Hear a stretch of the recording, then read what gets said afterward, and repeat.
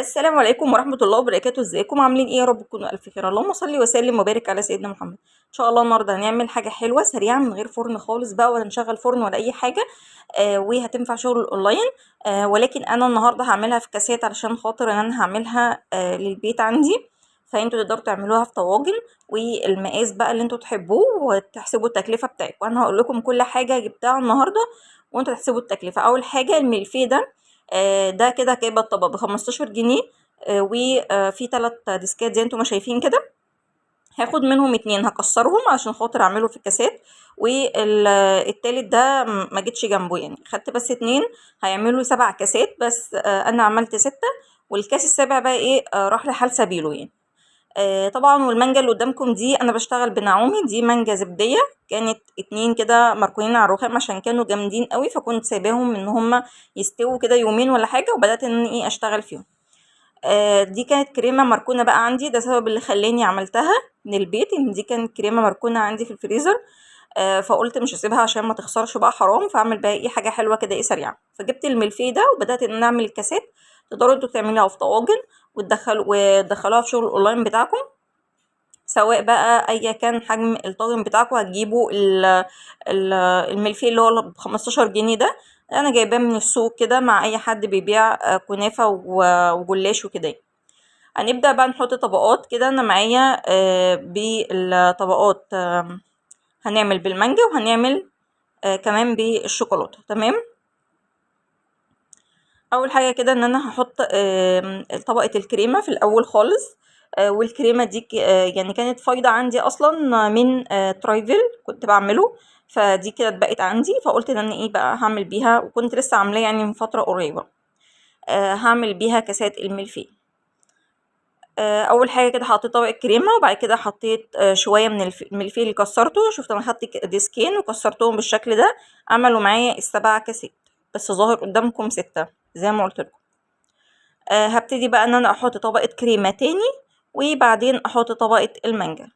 طبعا الكريمة دي كانت بتاعت الترايفل، كان داخلها يعني كنت خلطاها بصوص صوص مانجا وكده. فقلت ان انا هشتغل بيها. هعمل القبات دي في الاول مانجا، وكان عندي شوية كريمة برضو بالشوكولاتة. بدأت ان انا اعمل بيهم الكاسات اللي هي بالشوكولاتة. عملت مانجا وعملت شوكولاتة. هبدأ بقى ان انا كده اظبط الكاس بتاعي وامسحه. وبعد كده هبدأ ان انا احط قطع المانجا عليه. وده كده كان اللي بالمانجا. هعمل كاس تاني يبقى 3 بالمانجا، وهعمل 3 بالشوكولاتة. كل حاجة سبحان الله كانت جاهزة عندي. حتى كان عندي صوص شوكولاتة جاهز. وصوص الشوكولاتة بتاعي بصوا كده الأول دي طبقات كده الكنافة والملفيه. تمام. أقصد الملفيه واللي هو بالمانجا. هبدأ بقى ان انا احط عليه كمان صوص مانجا، بس هخلص اللي بالشوكولاته. هبدأ ان انا احط عليه صوص مانجا عشان خاطر ما يسودش، او ممكن تجيبوا اللي هو الجيلي التلميع. هبدأ بقى ان احط اللي هو بالشوكولاته برضو. هعمل 3 هيبقوا 6 كده كاسات. وواحد طبعا عملته خارج الفيديو. ده كده من ديسكين اللي انتوا الحجم اللي انتوا شفتوه قدامكم. هحط بقى هنا كده الملفيه برضو، وهبدأ احط طبقة كريم، ومن فوق شوكولاتة بيضة وشوكولاتة وصوص الشوكولاتة. وابدأ ان انا اعمله ايه بخلة الشيش طاووق. هو سهل جدا، ان هو انت ما بتخبزيش حاجة، ما بتشغليش الفرن. انت بس لو ما عندكيش صوص شوكولاتة هتبدأي تعمليه في البيت، او لو كمان تشتريه جاهز من بره مفيش اي مشكلة. عندك شوية نوتيلا بيضة ممكن تستعمليهم. ما عندكيش ممكن تسيحي مكعب واحد من الشوكولاتة البيضة. هتحتاجي اقل من مكعب اصلا عشان تكسري بس اللون. او اي بقى تزيين يعجبك ممكن تعمليه زي الملفيه اللي هو الجاتو. ممكن ترشي سكر، ممكن مربى.